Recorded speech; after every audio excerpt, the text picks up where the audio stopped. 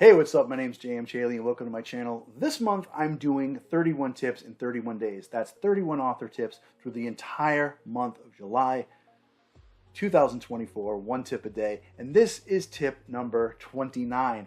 And I was debating on what to call it. I ended up calling it, word processor or not. But it's really about writer distractions. It's really not so much about the tool. I talked about what programs we can use to write our manuscript. I covered that in another video.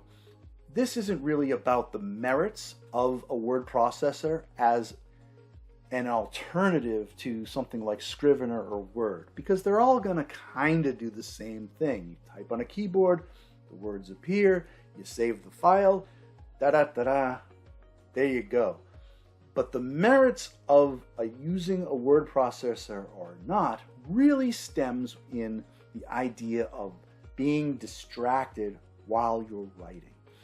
So some authors will take a word processor, not their computer, on a standalone machine, and bring it to another room where they're kind of isolated, and they'll write on their manuscript, and they can't, check their email, check their socials or anything like that. They can't go on Instagram, whatever.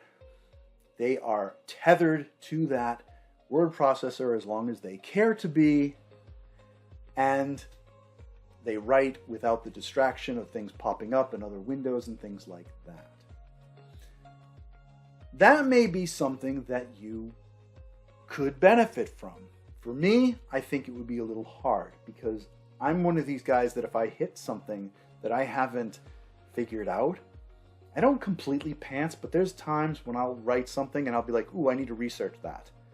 And if I can't open a browser and figure it out and then go back to my manuscript, I'm not good at putting a placeholder in place that says, research this. But you might be.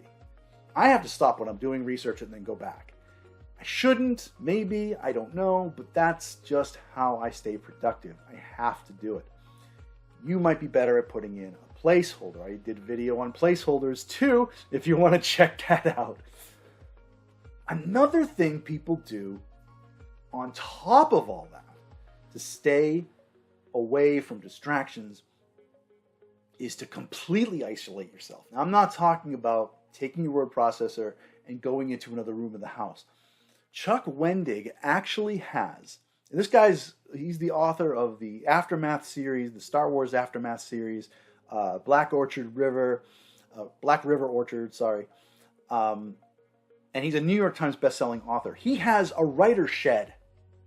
A writer's shed. Now, I don't think he's in there with like a table and chair surrounded by rakes and things like that. I'd like to think that this is actually just a little unit out in his yard somewhere where he can have some peace and quiet. And not only is he not distracted by email and Google and all this kind of stuff, he's not distracted by his family. So he's kind of shut himself off from everybody, everything, and he can just write for as long as he cares to. Neil Gaiman does not use a word processor, but you know what he does to stay disconnected?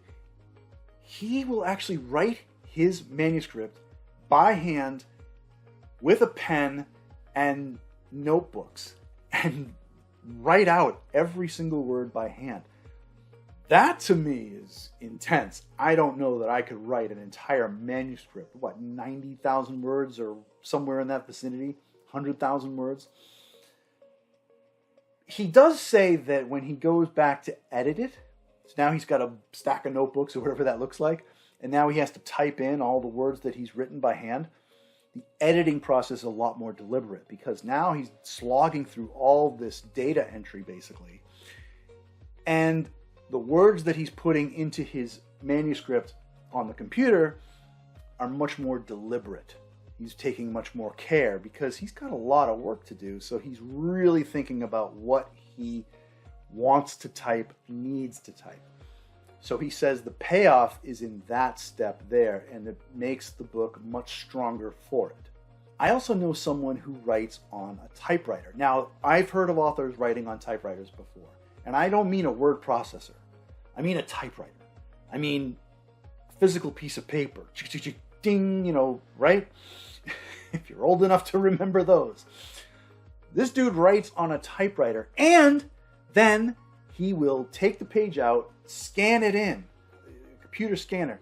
The OCR software will detect the text and put it into his computer, converting it to like an RTF file or something that he can open in Word, whatever the format is. Then he can go into Word and edit it. But he has that kind of cathartic experience of working on a typewriter. He's disconnected because he's not distracted by anything else, and he can just focus on the writing, even though there's a lot of manual steps afterwards to get his manuscript electronic and edited and all this kind of stuff scanned in. The benefit is in the first draft, laying down that entire first draft without being distracted and being untethered. So that's really a question for you. Is this something that is helpful for you? Could you benefit by being disconnected? Are you frequently distracted when you're writing because, oh, you know, I'm going to go check Twitter or Instagram or Facebook or whatever. I'm going to go post this funny meme in the middle of writing when you should be paying attention to your manuscript. You're checking emails or whatever, and then you go back and you're going kind of back and forth and all this kind of stuff. Do you do that? I'm guilty of it. But it's also helpful for me to have a search engine at my hands on a computer where I can look something up if my manuscript needs something fleshed out and I don't know the answer to it. I have to research something.